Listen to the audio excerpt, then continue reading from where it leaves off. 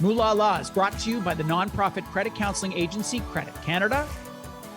Welcome back. Moolala, Money Made Simple, is brought to you in part by Credit Canada. I am the CEO of the organization, and we are Canada's longest standing nonprofit credit counseling agency. Our mission is to help people get out of debt so they can get back into life. Listen, debt is a brutal reality for millions of Canadians. It starts to pile on for lots and lots of different reasons: job loss, divorce, illness, bad luck, you name it.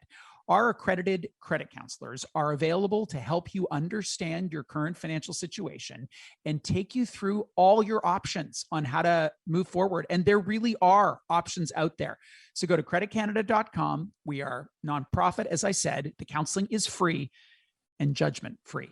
All right, let's think back to age 17. In my case, that was 13 million years ago. And if we think back 13 million years, what kind of personal finance knowledge did you have back then? Probably not a lot. Maybe because your school didn't teach it, your parents didn't talk about it, or maybe because you thought it was the single most boring thing a teenager could think about or talk about. Douglas Price wants to change this. He has written a personal finance book called 17 to Millionaire, and he joins us now to talk about what it's all about. Hello there. Bruce, hi. It's a privilege to be here. Thank you for having me. You're 17. You're at Central Secondary School in London, Ontario. Are you a personal finance nerd from the way back? Definitely not. Definitely not. I should clarify, I'm no longer 17 and no longer going to high school anymore. That is abundantly clear. That is, you've been bathed in cryogenic fluid so you can remember what life was like back then, but you're not. Right. But you have a particular affinity for this demographic. And why is that?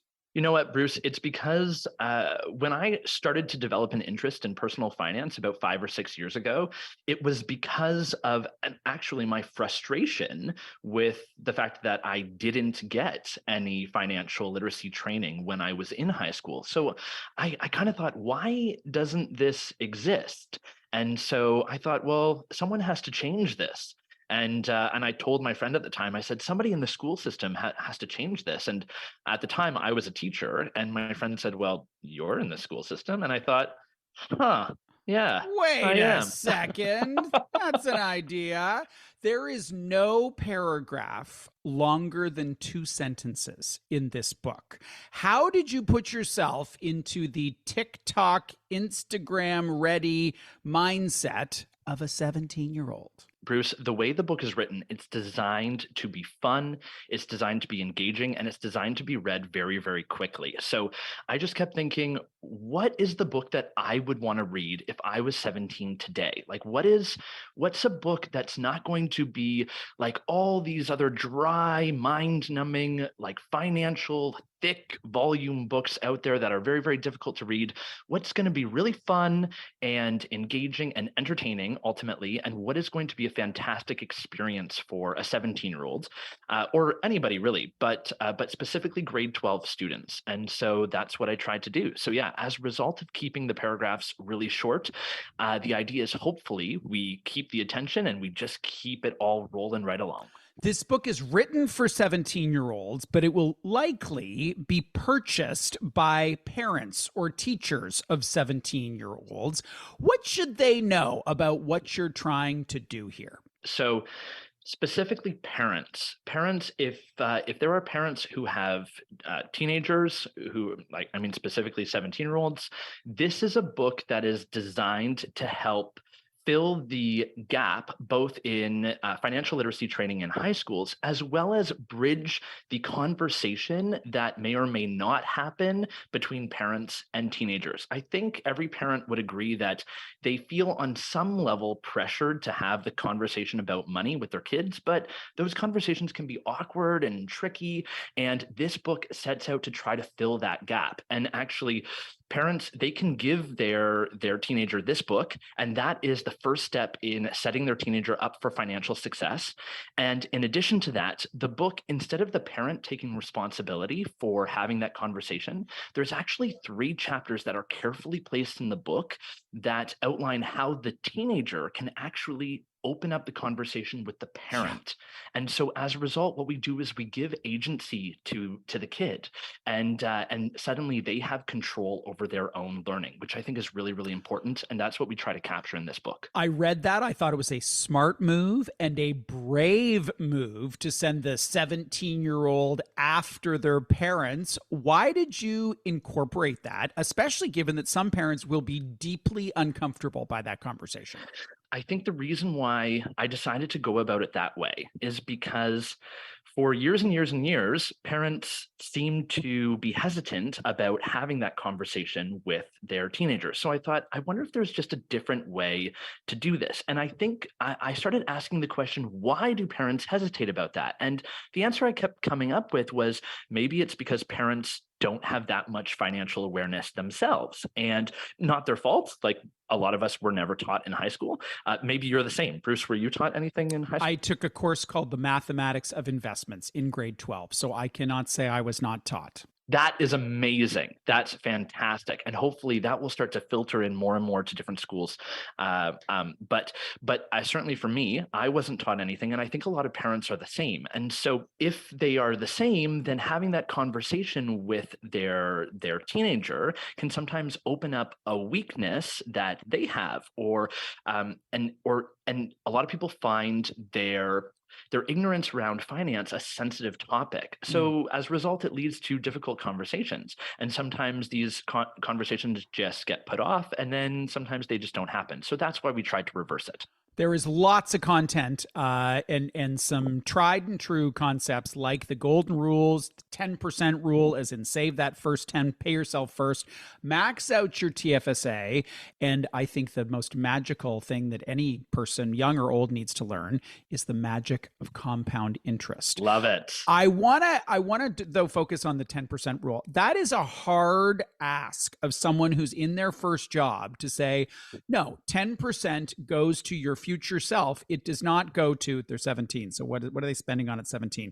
I was going to say beer. And then I thought, no one underage would ever spend money on beer. So it's not that. So tell us why you were so passionate about the 10% rule. You bet. So Bruce, really the whole point and focus of the book is to try to build both an understanding as well as try to build a basics of habit building. So with the 10% rule, it's all about, look, it doesn't have to be a perfect system. You don't have to get it right each and every time, but it's about bringing an awareness to the reader. Hey, like, there's a different way to think about this. And a lot of people, I even mention it in the book, the order that a lot of us have in our minds is we make money, we spend money, and then we have nothing left over to invest. And what I encourage the reader to do is just develop that habit of rearranging the order in their mind. So we make money, we pay ourselves first, that 10%, I default to the 10%, and then we have the rest to spend. And it's that small mental adjustment that I say in the book is the first step to building wealth. And I think you'd agree with that.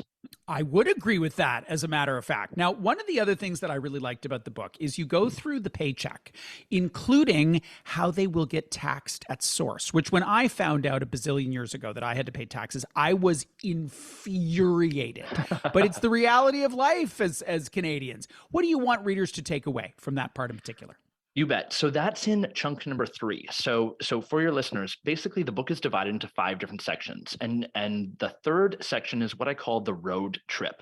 And the reason it's called the road trip is because I tried to take the reader on a journey that leads us to the registered retirement savings plan. And I, through my teaching, I found that explaining the RRSP was very difficult because of all the other pieces of information that you need in order to connect the dots when it comes to understanding the ins and outs of the RRSP. So my challenge with writing the book was to figure out the right order of information to go in and to teach it in so that when we got to the RRSP, it all started to make sense. So with section number 3, we go on this road trip, and it starts with the obvious first step is, hey, we get our first job. Okay, if we get our first job, we're going to make a paycheck. We're going to see that paycheck. We're going to get a pay stub.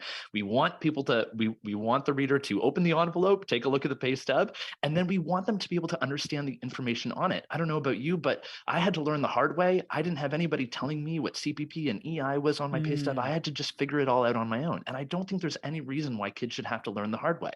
So I thought, let's start there. Hey, also, when you look at your paycheck, that's not as much as you thought it was going to be. So why is that? Let's look at the ins and outs of that. And then that leads us to the progressive tax system, which leads us to total income versus taxable income and tax deductions. And ideally, when you add all those things together, once we get to the RRSP, it all starts to make sense. Hopefully, it all starts to make sense, and it is made easier with this book called 17 to Millionaire. Its author, Douglas Price. Thank you so much for joining us today. Bruce, thank you so much. It's been a pleasure to be here. Thank you. A ton of great stuff in there. If you're an educator, get the book. If you're a parent of a 17-year-old or even a 25-year-old who hasn't got the basics down, go buy the book. Hi, it's me, your dad.